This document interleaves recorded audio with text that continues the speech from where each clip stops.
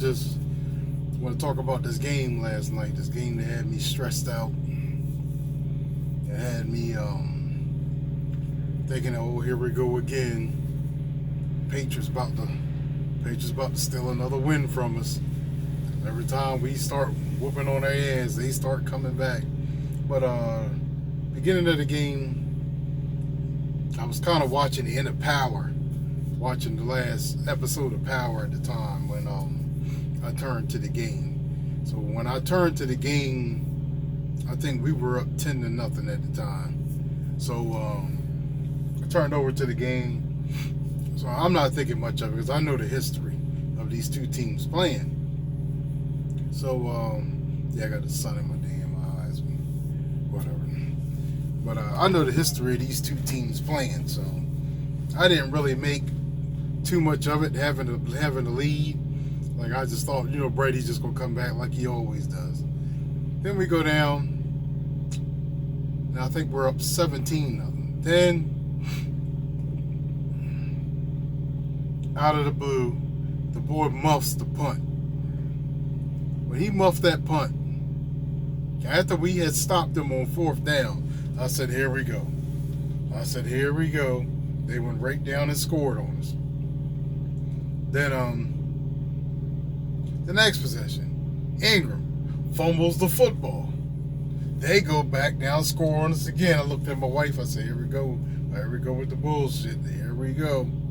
I said, it's the same old every time we play these jokers. But I said, this isn't Flacco, so I'm not worried about him folding. Lamar's not going to fold into a tent.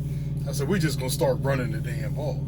And we stuck to what we were doing. We just started running the ball. We kept running the ball. We never gave up on the run. Took Ingram's ass out. But Ingram came back. He made up for it. He came back, made up for it. He had some good plays. But the biggest play of the game, I felt, was the turnover by Edelman. The Edelman turnover, because they were marching down the field. If you remember when that happened. And it was looking bad for us.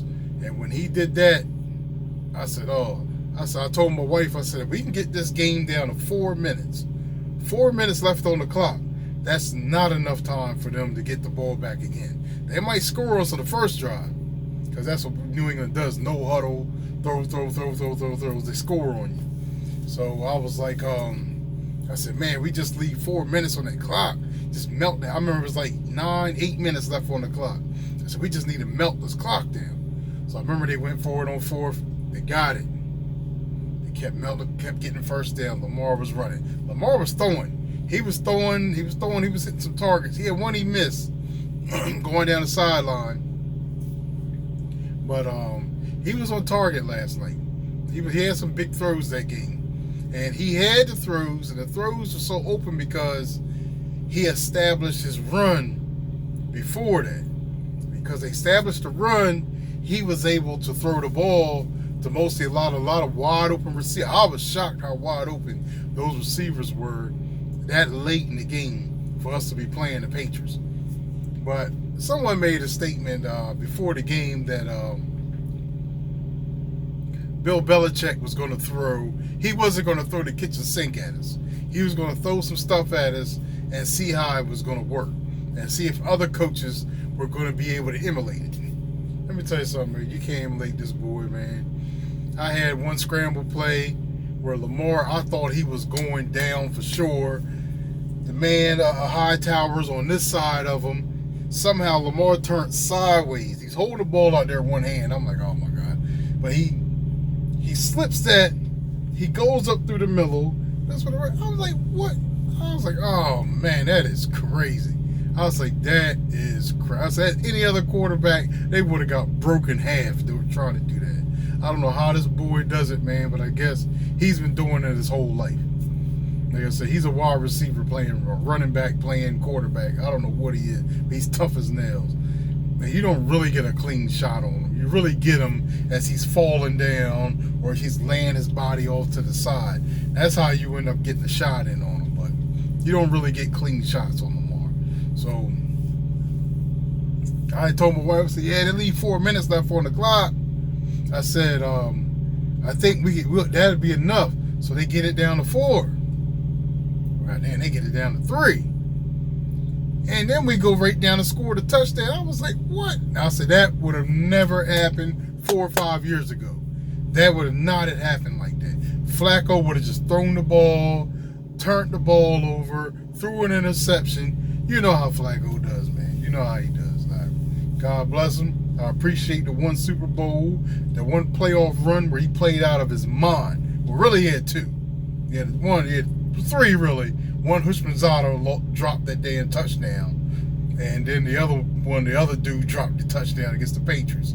I'll never forget that because it was right in his breadbasket. Like, Flacco did his job. Those 3 playoff runs, like, you can't take nothing away from Flacco. And he won the chip. So, yeah, but I thought it was one of them things, man, where the Patriots just going to come back. I was like, oh, no. I was like, don't do this. I was starting to catch an attitude with my wife, like, talking, just being mean to her. Like, I get like that sometimes when the Ravens play, man. I get like that sometimes, but yeah, but that's a good win for us. Really good win. The Patriots hadn't played nobody.